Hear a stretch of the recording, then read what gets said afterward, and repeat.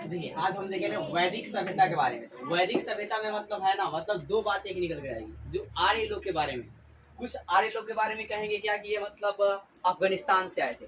कुछ लोग कहेंगे कि नहीं ये भारत के ही थे। ठीक है, तो सबसे पहले जान लेंगे कि आर्य आखिर थे तो कौन थे। ठीक है, और आर्य से कौन प्रश्न बन सकते हैं। तो सबसे पहले जो आर्य वर्ड है ये जानिए।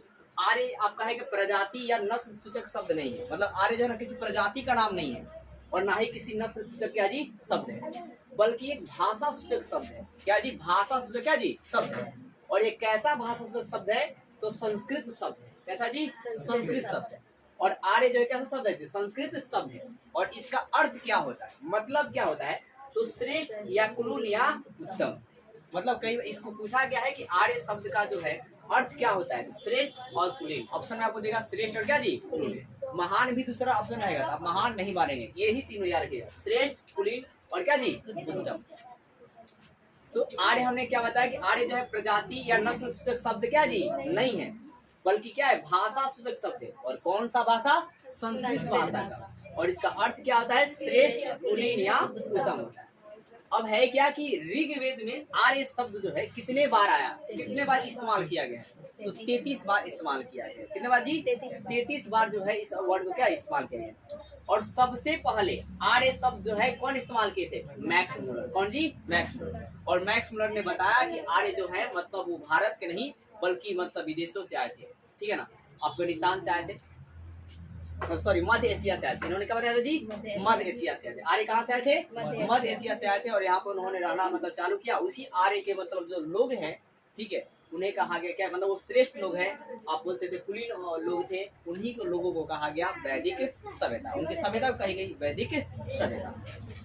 अब आगे देखिए, हिटलर ने भी आर्य शब्द का प्रयोग किया। हिटलर ने भी क्या किया जी? आर्य शब्द का प्रयोग किया। क्यों भाई साहब किया? क्योंकि अपने आप को श्रेष्ठ, कुलीन और उत्तम बताया हिटलर ने। ठीक है, फिर है क्या कि आर्य में लिपि का ज्ञान नहीं था। मतलब जो वैदिक सभ्यता थी इस समय में क्या था? आर्य लोग का लिपि का क्या था? ज्ञान नहीं था। अतः ये अपनी ज्ञान को सुनकर एक पीढ़ी से दूसरे पीढ़ी तक पहुंचाते थे। अपने ज्ञान को कर जी सुनकर एक पीढ़ी दूसरी पीढ़ी तक पहुंचाते थे। किसका ज्ञान नहीं था? लिपि का इनको ज्ञान नहीं था। अब लिपि का ज्ञान नहीं था, जैसे देवनागरी लिपि होती है ना, उस प्रकार इनको लिपि का ज्ञान नहीं था। अब नहीं था तो ये अपने ज्ञान को आगे कैसे बढ़ाते थे? जो आपने पूर्वजों से सुना उसी अपने आने वाले संतान को सुनाया। मतलब एक पीढ़ी दूसरे पीढ़ी क्या सुनाया। इसलिए वैदिक सभ्यता को श्रुति साहित्य भी कहा जाता है। यहाँ प्रश्न बन जाएगा कि वैदिक सभ्यता को क्या कहा जाता है? श्रुति साहित्य कहा जाता है। ठीक है, श्रुति साहित्य या श्रुति साहित्य कहा जाता है। अब आगे याद रखेंगे आर्य मतलब इस पर मतभेद हो गया। आर्य जो है कहाँ से आए थे, लेकिन ये आप मतलब ज्यादा प्रमाणिक जो है ना वो कहाँ से मिलता है कि भारत से नहीं भाई साहब विदेश से आए। कहना जी विदेश से। इसके बहुत सारे प्रमाण मिलते हैं।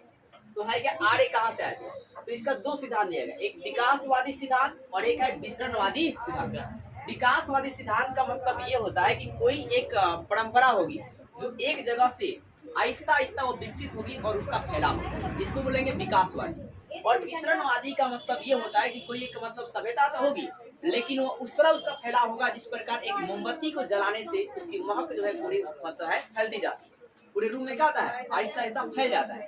तो उसी प्रकार, और ये आहिस्ता आहिस्ता नहीं बहुत अचानक तेजी से भी फैलता है। मोमबत्ती का महक देखे हैं आप, जलाएंगे फैलना चालू होगा। विकासवादी ने क्या बताया कि इसमें वक्त लगेगा। इसमें क्या बाजी? वक्त लगेंगे। ठीक है, तो इसमें आपसे ये पूछा गया कि विकासवादी सिद्धांत के समर्थक कौन थे, इनमें किनका मत था? ये था भारतीय मत। क्या था जी? भारतीय। मतलब भारतीय इतिहासकार का कहना था कि जो आपके मतलब आर्य जो हैं वो मतलब जो श्रेष्ठ जो मतलब ये वर्ग के जो लोग हैं वो कहाँ से आए थे? तो भारत के ही थे। कहा था जी? भारत के ही। ठीक है, और जो विसरणवादी सिद्धांत के जो समर्थक थे वो कौन थे? विदेशी लोग। और इनका कहना था कि आर्य भारत के नहीं थे बल्कि विदेशों से आए। तो इनमें आपसे पूछ लेगा किनका कौन मत था। तो देखिए एक थे एलडी कलर। कौन थे जी? LD colour. एलडी कलर का कहना है कि कश्मीर से आर्यों की जो है उत्पत्ति हुई। कश्मीर से आर्य आए। कहाँ से आए हैं? कश्मीर से। कौन कहे? LD colour. फिर आपके आगे थे अविनाश है क्या जी? अविनाश चंद्र संपूर्णानंद। अविनाश चंद्र और क्या जी? संपूर्णानंद। इनका कहना है कि ये सप्त सौंधव प्रदेश से इनकी उत्पत्ति हुई है। सप्त सौंधव मतलब सिंधु घाटी के जो क्षेत्र है उससे इनका क्या जी? उत्पत्ति हुआ, वहां से है। फिर एक थे गंगानाथ झा। क्या जी गंगानाथ है झा। अब इनका नाम झा था तो ये अपने झांस पे ही बता दिए कि भाई साहब झा से वो होंगे, मतलब क्या जी ब्राह्मणी प्रदेश से आर्यों की उत्पत्ति हुई। आर्य जो है आर्य कहाँ से है, ब्राह्मणी प्रदेश से, मतलब गंगा और यमुना का जो दावों बोलते ये बोले कि एमपी से आर्य है। कहाँ से है, एमपी से। और एमपी में क्या जी हिमालय और विंध्याचल जो पर्वत है ना उसके क्षेत्र से आर्य है। हिमालय और विंध्याचल पर, हिमालय और क्या जी विंध्याचल पर्वत के क्षेत्र से कौन आए हैं, आर्य, इनका कहना था। और इसी प्रकार विसरणवादी सिद्धांत में विदेशी लोगों में जैसे थे अल्डोन वर्ग, कीथ महोदय और एडवर्ड मेयर। कौन थे, अल्डेनवर्ग, कीथ महोदय, एडवर्ड मेयर। ये इनका कहना था कि पामीर के पठार से आर्य आए हैं। कहाँ से आए हैं, पामीर के पठार से। तो पूछ लिया जाए पामीर के पठार से मतलब है क्या कि मतलब ओल्डेनवर्ग, कीथ महोदय और एडवर्ड मेयर के अनुसार आर्य कहाँ से आए, ऐसे प्रश्न बन जाते हैं। तो पामीर के पठार से। भाई दयानंद सरस्वती और पर्जिटर महोदय, दयानंद क्या जी सरस्वती और पर्जिटर महोदय का कहना है कि जो आर्य हैं वो तिब्बत के पठार से आए। किससे आए जी, तिब्बत के पठार से आए। लेकिन इन सभी में ज्यादा हाईलाइटेड प्रश्न कौन सा है, मैक्स मुलर वाला। मैक्स मुलर ने बताया कहाँ से आए थे जी, मध्य एशिया से। जी मध्य, मैक्स मुलर के अनुसार आर्य जो है मध्य एशिया से आए थे। और एग्जाम के लिए ज्यादातर उसको आपको फोकस करना, बाकी आप रीड कर लेंगे, आएगा ऑप्शन में तो लगा देंगे। अभी तक तो बाकी नहीं पूछा गया, ठीक है, ज्यादा जो है मैक्स मुलर वाला। अब देखिए है क्या, डीएस त्रिवेदी जी का कहना है कि वो अफगानिस्तान से आए थे। कहाँ से जी, अफगानिस्तान क्षेत्र से आए थे। अब है क्या, अफगानिस्तान में भाई साहब कहाँ से, मुल्तान नदी के देविका प्रदेश से। और क्रिकेट के मैदान में मुल्तान का सुल्तान किसे कहा जाता है, ये एक प्रश्न है। तो सहवाग को। किसे कहते जी, सहवाग को। मुल्तान का सुल्तान किसे कहते, तो सहवाग को कहते हैं। सचिन ने किसको जी, सहवाग को। ये बात क्या है। अब मैक्स ये चलिए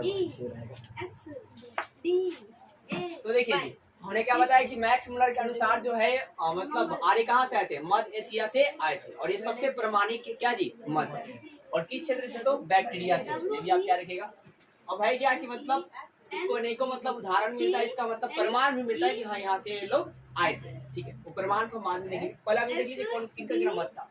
अब भाई क्या नरगिन क्या जी, नहरिंग महोदय, ये क्या बोलते हैं दक्षिण रूस से आ रहे थे। कहाँ से आए थे, दक्षिण रूस से आए थे। फिर ये थे पी गाइल्स, कौन थे, पी गाइल्स। इनका कहना है कि हंगरी से आए थे। कहाँ थे जी, हंगरी से आए थे। कहाँ से आए थे, हंगरी से। हंगरी की राजधानी बुडापेस्ट है, बुडापेस्ट। अब क्या है कि हट और पेका, क्या है हट और पेका, इनका कहना है कि जर्मनी से आए थे। अब रीड सारे करेंगे, याद किसको रखना आपको, मैक्स मुलर को। किसको जी, मैक्स मुलर कि मतलब मैक्स मुलर के अकॉर्डिंग जो है आपका आर्य कहाँ से आए थे, मध्य एशिया से। क्या जी, मध्य एशिया। तो आर्य क्या किसी जाति या प्रजाति का मतलब शब्द है जी, क्या है, भाषा शब्द है। और कैसा भाषा है जी, संस्कृत भाषा। इसका अर्थ क्या होता है, उत्तम या श्रेष्ठ, ठीक है ना जी। उत्तम या श्रेष्ठ है क्या जी, कुलीन होता है। क्या जी, कुलीन। जैसे आप शब्द सुनेंगे कुलीन वर्ग के लोग इतिहास में, ठीक है। कुलीन वर्ग मतलब उत्तम वर्ग के लोग, ठीक है ना। अच्छे। और जो आर्य शब्द है कितना बार इस्तेमाल किया गया है ऋग्वेद में, 33 बार। और इसके बाद आर्य शब्द कौन इस्तेमाल किए थे, मैक्स मुलर। इसके अलावा मतलब इतिहास में अभी प्रेजेंट टाइम में इतिहास चला 18वीं मतलब आधुनिक इतिहास में किसने इस्तेमाल किया, हिटलर ने। किसने जी, हिटलर ने किया।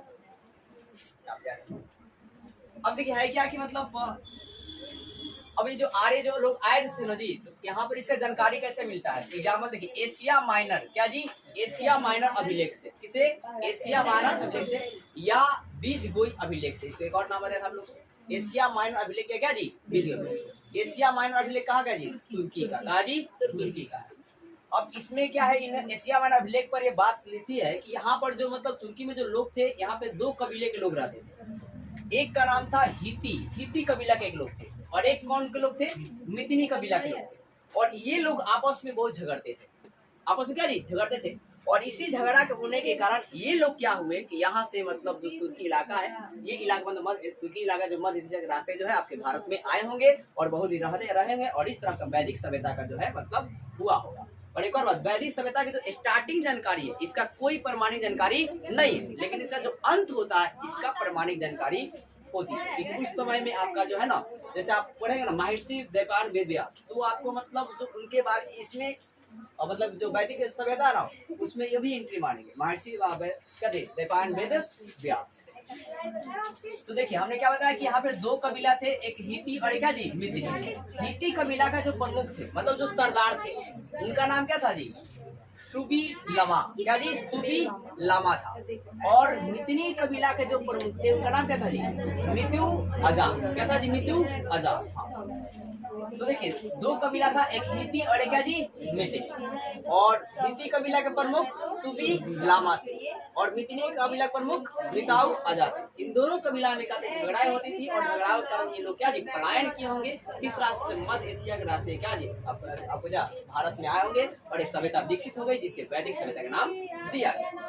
इसके अलावा एक ईरान का कसी के अभिलेख से भी हमें पता चलता है कि ये जो मतलब वैदिक सभ्यता जो है मतलब पूछ लिया जाए आपसे कि वैदिक सभ्यता की जानकारी किस अभिलेख से जानकारी मिलती है, तो एशिया माइनर सर क्या जी ईरान के कसी अभिलेख, ईरान कौन जी कसी अभिलेख। और वैदिक सभ्यता की जो प्रारंभ जो है ना इसका प्रमाणिक जानकारी जो है पूरा नहीं मिलता है, लेकिन मूल रूप से कोई प्रमाणिक जानकारी पूछेगा कि वैदिक सभ्यता जो मतलब है कि बताइए प्रारंभिक जानकारी जो है मतलब मूल रूप से किसको ज्यादातर महत्व दिया जाएगा, तो मैक्स मुलर वाले, ठीक है। और अंत जो है इसका प्रमाणिक जानकारी मिलती है। और वैदिक सभ्यता का जो टाइम पीरियड है वो कितना है 1500 से 620। कितना जी 1500 से कितना जी 600। पूरा वैदिक सभ्यता की जो टाइम पीरियड है ये परिवर्तन के आधार पर माना गया, पूरा फिक्स नहीं है, ठीक है ना। परिवर्तन मतलब है क्या, जैसे कि मतलब कहा जाता है महात्मा बुद्ध के अनुसार संसार जो है ना परिवर्तन के द्वारा चलती है, तो यह है क्या उसके अकॉर्डिंग जो है आपका 1500 से 600 बीसी का जो है ना वैदिक सभ्यता को माना जाता है। और एक और बात, सिंधु घाटी सभ्यता को प्रथम नगरीय सभ्यता कहा गया। क्या जी वो नगरीय सभ्यता, लेकिन ये जो आपका है वैदिक सभ्यता तो ये नगरीय सभ्यता नहीं बल्कि क्या थी ग्रामीण सभ्यता। क्या था जी ग्रामीण। तो आपसे क्वेश्चन जो है इस तरह पूछेगा मतलब ऑप्शन जानते क्या रहेंगे कि जो वैदिक सभ्यता थी ऑप्शन में आपका रहेगा नगरीय सभ्यता थी, तो अब क्या वो आपका नहीं हो जाएगा, वो क्या होगा नहीं, वो नहीं था। और एक और बात, जो सिंधु घाटी सभ्यता था वहां पर राजा मतलब वहां के प्रमुख कौन होते थे, हेड कौन होते थे, माता मम्मी होती थी। तो सिंधु घाटी सभ्यता में मम्मी होंगी तो वैदिक सभ्यता में पापा होंगे। पापा लोग पुजारी होते हैं। क्या जी पुजारी। वैदिक वाला क्या पूजा पाठ वाले बात है भाई साहब, ठीक है ना। ये क्या पितृ सत्तात्मक था या पितृ प्रधान था। क्या था जी पितृ प्रधान था, मतलब यहाँ के जो कुछ भी हेड होंगे मेन आदमी होंगे वो कौन होंगे पिताजी होंगे। कौन जी पिताजी। किस सभ्यता में वैदिक सभ्यता में। लेकिन सिंधु घाटी सभ्यता में इंडस वैली सिविलाइजेशन में कौन होंगे आपके माँ के सत्ता। आप इसी फिर आपका वैदिक सभ्यता की भाषा क्या था जी संस्कृत था। क्या था जी संस्कृत था। अब इस वैदिक सभ्यता को दो भागों में बांटा गया, एक ऋग वैदिक काल और एक उत्तर वैदिक काल। एक ऋग वैदिक काल और एक क्या जी उत्तर वैदिक काल। अब ऋग वैदिक काल जो है इसका टाइम पीरियड कम माना जाता है तो 1500 से 1000। 1500 से कितना जी 1000 ईसा पूर्व मानते हैं। और उत्तर वैदिक काल का 1000 से 600 बीसी माना जाता है, ठीक है। और देखिए सिंधु घाटी सभ्यता के लोगों को लोहा का ज्ञान नहीं था, लेकिन वैदिक सभ्यता में लोहा का ज्ञान था। लेकिन किस काल में, क्या ऋग वैदिक काल में उत्तर वैदिक काल में। तो आपका जवाब होना चाहिए उत्तर वैदिक काल। तो अब कह रहे हैं ना कि लोहा का ज्ञान क्या था उत्तर वैदिक काल वाले को, लोहा ज्ञान वैदिक सभ्यता के उत्तर वैदिक काल में पता चला, एकदम कंफर्म जो स्पष्ट जो जानकारी। तो देखिए अब यहाँ पे ऋग वैदिक काल में प्रशासनिक इकाइयों के बारे में जानते हैं। अब प्रशासनिक इकाई मुख्यतः 5 थी। कितनी थी जी 5। कौन कौन, कुल या परिवार। कुल या क्या जी परिवार। पहले याद रखिए कुल या परिवार, ग्राम, 20 जन, राष्ट्र। कुल ग्राम, कुल और क्या जी ग्राम, कुल और ग्राम, 20 जन, 20 जन और क्या जी राष्ट्र। क्या है कुल परिवार 20 जन और क्या जी 5 को याद। अब कुल के प्रमुख कौन होते हैं, तो पिताजी होते हैं जिन्हें कुलुप भी कहा जाता है। क्या जी कुलुप। तो कुल या परिवार के जो मुखिया होता है वो कौन होता है जी पिताजी। कौन होते हैं पिताजी, वही कहा गया पितृ प्रधान है यहाँ पर। और ग्राम के प्रधान कौन होंगे ग्रामणी। और 20 के मुखिया कौन होंगे जी 20 पति। और जन के कौन होंगे राजन होंगे। और राष्ट्र के कौन होगा जी सौराष्ट्र। क्या जी सौराष्ट्र। 20 एक वर्ड है जो मतलब ग्राम से बड़ा होगा, ठीक है। जैसे देखिए परिवार एक छोटा हो गया, परिवार से बड़ा सदस्य किसमें है ग्राम। ग्राम से ज्यादा बड़ा 20 से बड़ा जन। जन मतलब बहुत ज्यादा आबादी हो गई। और उससे भी आबादी के जन के बाद एक आएगा जनपद। जनपद और जनपद के बाद आएगा महाजनपद। और महाजनपद का आएगा सौराष्ट्र। सौराष्ट्र पूरा एक देश की बात करता है, ठीक है। मतलब जो राष्ट्र है वो क्या है एक देश की बात करता है। तो आप यार जन के बाद भी मतलब थे, लेकिन वो आप महाजनपद में जानेंगे। जन के बाद क्या जी, जनपद, और जनपद के बाद महाजनपद, और महाजनपद कितने बताए गए हैं, 16 महाजनपद। ठीक है, अंगुत्तर निकाय में आपको बता दिया। अब देखिए यहाँ पे कुछ ऋग्वेद में कुछ इंपॉर्टेंट वर्ड है, उसको आपको समझना है कि रत्नी किसे कहा जाता था।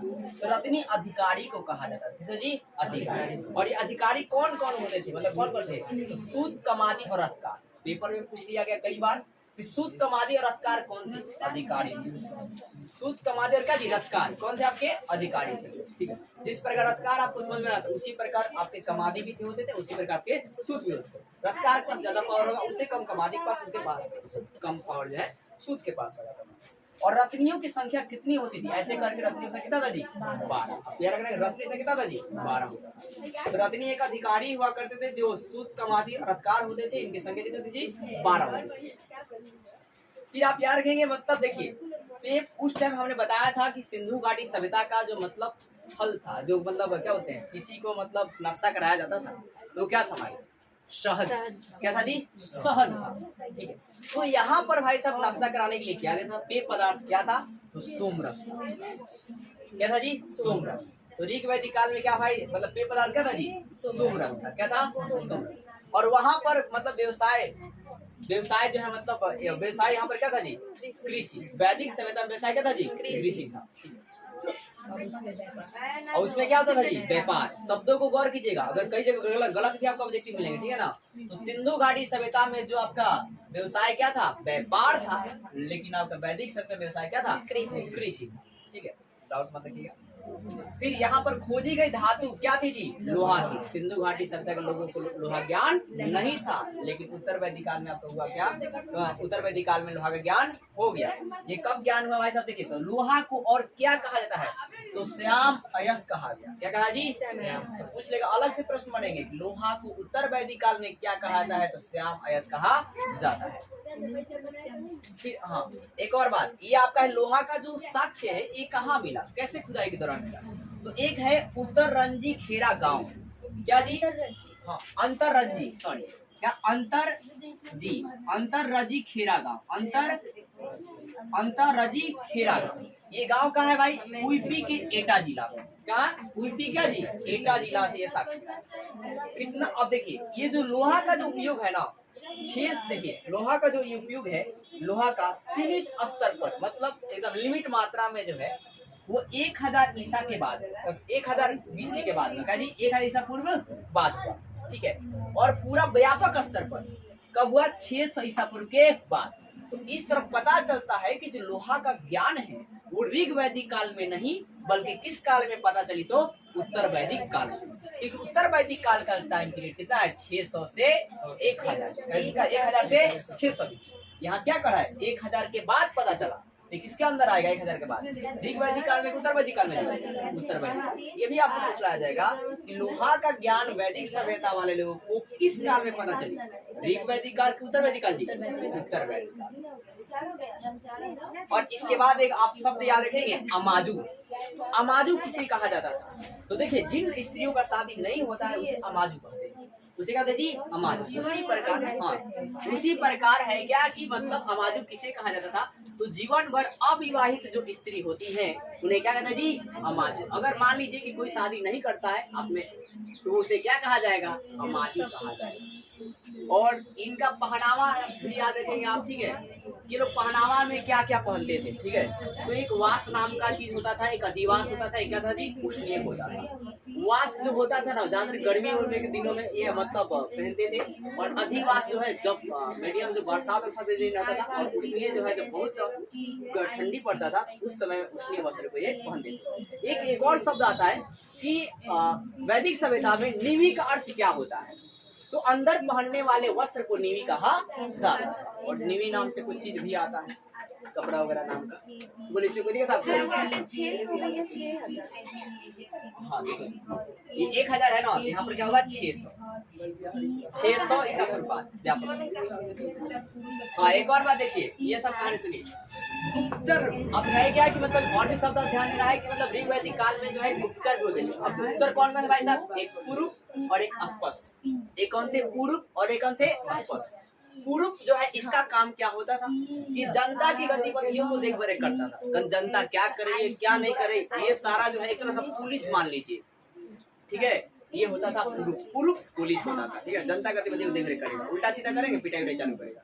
अब है क्या अस्पष्ट, तो अस्पष्ट क्या था दुर्गपति, दुर्गपति में ना होता दुर्ग किसे कहते हैं शहर के किला को, सिंधु घाटी सभ्यता में दुर्ग किसके लिए आया शहर के लिए आया, ठीक है। तो एक और लिंक करना पड़ा, दुर्ग का मतलब क्या है शहर का, पूरा ये शहर का हेड रहेगा, मान लीजिए डीएम है आई पुलिस समझे, तो ये बड़ा अधिकारी और ये छोटा अधिकारी, हाँ वो भी समझ लीजिए एसपी है इधर होगा, तो कौन एसपी है एसपी है स्पष्ट, ये दुर्गपति था क्या था जी दुर्गपति, माइंड में रखिएगा। अब पूर्व कौन था भाई साहब जनता की गतिविधि को देखरेख करने वाला, दोनों गुप्तचर ही थे। उग्र भाई, अब उग्र कौन होते थे, उग्र किन्हें कहा जाता था वैदिक काल में, तो गोचर क्या है क्या गोचर भूमिका अधिकारी, क्या जी गोचर भूमिका जी अधिकारी, गाय चराने वाले के जो मेन मालिक होगा उसी को कहा जाएगा उग्र, क्या कहा जाएगा उग्र, ठीक है। गोचर भूमिका क्या जी अधिकारी। अब एक थे वाजपति, क्या जी वाजपति, अब वाजपति क्या था तो अपराधियों को पकड़ने वाले को वाजपति क्या कहते थे जी वाजपति। देखिए पुलिस तो होती है तो जनता करेगा, अपराधी को पकड़ती पड़ती नहीं है, ठीक है। सीबीआई वगैरह सब छपा मारता है, उसे पकड़ता है, ये समझिए सीबीआई वाला है, वाजपति कौन है जी सीबीआई वाला है, ये अपराधियों क्या करेगा पकड़ेगा। और इसमें आपका है क्या कि वर्ण वैदिक सभ्यता में ही वर्ण व्यवस्था के बारे में डिटेल में उल्लेख किया गया और बताया कि वर्ण व्यवस्था 4 होते हैं, ब्राह्मण वैश्य क्षत्रिय और शूद्र। कुछ कल्पित बातें हैं जिसे आप याद रख भी सकते नहीं रख सकते, ऐसा मतलब इसमें वैदिक सभ्यता में कहा गया कि जो ब्राह्मण है वो ब्रह्मा जी के मुख से उत्पत्ति हुए हैं, और जो वैश्य है वो क्या बोलते हैं सॉरी जो क्षत्रिय हैं वो ब्रह्मा जी के बाहों से उत्पत्ति हुई है, और जो वैश्य हैं वो ब्रह्मा जी के जांघों से उत्पत्ति हुए हैं, और जो शूद्र हैं वो ब्रह्मा जी के पैरों से उत्पत्ति हुई है, ठीक है। ये बात ही है। और फिर जो आप अलग की किताबों में कहानियां लिखेंगे, कहानियां एक और भी लिखी गई है, मतलब जहां मैं पढ़ा हूं कि एक बलि दिया हुआ एक आदमी को जब बलि दिया जाता है और उस आदमी को बलि जब दिया जाता है तो उसके मुंह से क्या होता है ब्राह्मण की उत्पत्ति होती है, और उसके फिर वही बात वहां पे कहा जाता है ब्रह्मा जी की जगह बलि दिया हुआ आदमी की बात की जाती है, ठीक है। तो वहाँ मतलब ब्राह्मण क्षत्रिय जो है किससे होता है जी माँ से, और जो वैश्य किसे जी जंगा से, और शूद्र किसे जी पैर से। तो अगर आपके मतलब है क्या ये कल्पित बात है, क्या जी कल्पित बात है, ये ऐसा क्यों कहा गया, ब्राह्मण अपने वर्चस्व को बढ़ाने रखने के लिए ऐसी मनगढ़ंत कहानियां महाभारत तक में भी डाल महाभारत भी जब पढ़ेंगे ना तो ऐसी कहानियां आपको बार बार मिलेंगी।